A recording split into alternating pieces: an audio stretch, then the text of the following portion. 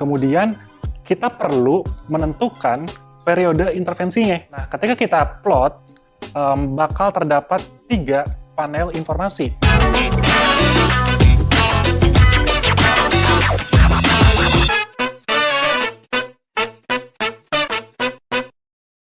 Welcome to Algoritma Show, pahami data, pahami dunia. Perkenalkan, saya Hussein, salah satu instruktur di Algoritma. Pada kesempatan kali ini, kita akan sharing mengenai salah satu pemodelan machine learning di bidang marketing, yaitu bagaimana cara menganalisa sebuah leads. Mulai dari latar belakang permasalahannya, kemudian ada tahap persiapan data dan eksplorasinya, sampai ke bagian analisa dan kesimpulannya. Sebelum tahu lebih lanjut tentang data science, jangan lupa like dan subscribe channel Tim Algoritma. Oke, untuk kalian yang belum paham mengenai leads, jadi sebenarnya di sebuah perusahaan, tim marketing itu tuh punya peran untuk meningkatkan brand awareness dari produk yang dijual gitu. Nah, caranya bisa lewat apa aja sih? Bisa lewat iklan, kemudian bisa lewat konten, kemudian bisa lewat artikel, atau konten kreatif lainnya. Nah, upaya untuk memperoleh pelanggan atau calon pelanggan dikatakan sukses apabila dihasilkan sebuah leads. Jadi leads itu secara sederhana adalah orang-orang yang tertarik untuk membeli produk kita gitu. Nantinya orang-orang ini bakal dioper ke tim sales yang bakal menindaklanjuti. Nah, kita perlu menganalisa seberapa sukses sih upaya kita untuk menghasilkan peningkatan leads. Nah, ada metode namanya causal impact yang dapat kita gunakan untuk mengambil sebuah kesimpulan menggunakan pendekatan statistik. Oke, saya akan menjelaskan pengertian secara intuisi apa itu causal impact ya. Jadi sebenarnya causal impact itu adalah sebuah library atau package yang dikembangkan oleh Google. Jadi library ini tuh tujuannya untuk memperkirakan efek kausal dari sebuah intervensi pada data time series. Nantinya kita bisa mengetahui nih ketika kita melakukan sebuah iklan, bagaimana sih peningkatan atau penambahan jumlah pengunjung di website kita gitu. Nah, bagaimana cara melakukannya? Oke, sebagai contoh, kita akan menggunakan data time series, misal user active di Zoom gitu ya.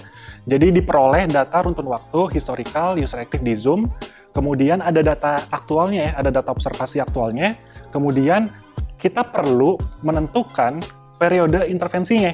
Apa itu periode intervensinya? Dalam kasus ini yang pengen kita jawab adalah apakah ketika pandemi itu datang, ketika COVID itu datang, signifikan meningkatkan jumlah pengguna aktif di Zoom gitu. Maka kita perlu menentukan periode intervensi, yaitu pada bulan Januari 2020. Nah, setelah itu, kita akan menghitung yang namanya counterfactual estimate gitu ya. Counterfactual estimate untuk memproyeksikan sebenarnya gimana sih keadaan kalau misalnya user active itu tidak dipengaruhi sama COVID gitu ya. Setelah kita menentukan pre dan post intervensinya, kita akan memperoleh yang namanya causal effect estimate-nya gitu ya. Nah, dari causal effect estimate-nya kita bisa dapetin yang namanya p-value. P-value ini dapat membantu kita pengambilan keputusan secara statistik apakah signifikan berpengaruh si COVID ini terhadap peningkatan user di Zoom gitu ya. Nah, contoh ini kan sebenarnya secara gambar pun kita sudah sepakat ya kalau misalnya gap atau perubahannya itu benar-benar signifikan secara grafik. Namun, di contoh realnya sebenarnya tidak selalu gapnya itu cukup besar gitu. Maka kita perlu menggunakan teknik statistik ini untuk mengetahui seberapa baik atau seberapa signifikan sih pengaruh intervensi yang kita lakukan. Kayak misalnya iklan yang kita lakukan, kemudian artikel yang kita buat terhadap jumlah pengunjung di website kita gitu. Maka dari itu, kali ini kita akan coba menggunakan data real dari salah satu laporan Google Analytics di sebuah website gitu ya. Nah, sebenarnya langkah pertama kita tentunya harus tarik datanya terlebih dahulu. Kita tarik datanya, kemudian kita preproses data dengan tahapan pertama, kita perlu subset data yang ingin kita amati ya. Data yang ingin kita amati itu ada date time-nya atau informasi waktunya. Yang kedua, ada informasi unique views-nya atau jumlah orang atau jumlah pengunjung di website-nya. Kemudian, setelah dipilih, setelah di subset kolomnya, kita akan coba membenarkan tipe data dari kolomnya. Nah, berhubung informasinya date time, maka kita harus sesuaikan. Informasinya harus kita ubah menjadi sebuah date gitu ya. Nah, yang terakhir, kita perlu yang namanya handling missing value. Karena data missing value ini akan mengganggu kalau misalnya tidak diatasi. Nah, Untuk pendekatan kali ini, kita bakal menggunakan teknik yang namanya complete case. Kita akan meremove semua informasi yang kosong dan kita mempertahankan observasi-observasi yang komplit saja gitu. Nah, hasil pemrosesan datanya akan seperti ini tampilannya. Setelah itu, kita perlu menentukan periode pre dan post intervensinya, yang mana sebenarnya nanti pre-intervensi ini akan dijadikan data latih modelnya gitu. Kemudian data post-intervensinya itu akan dijadikan sebuah periode untuk memproyeksikan bagaimana keadaan apabila intervensi ini tidak terjadi. Misal, tim marketing itu melakukan sebuah kampanye iklan yang dirilis pada tanggal 23 Juni, sehingga periode waktu sebelum 23 Juni itu akan menjadi data trainnya atau pre-intervensinya.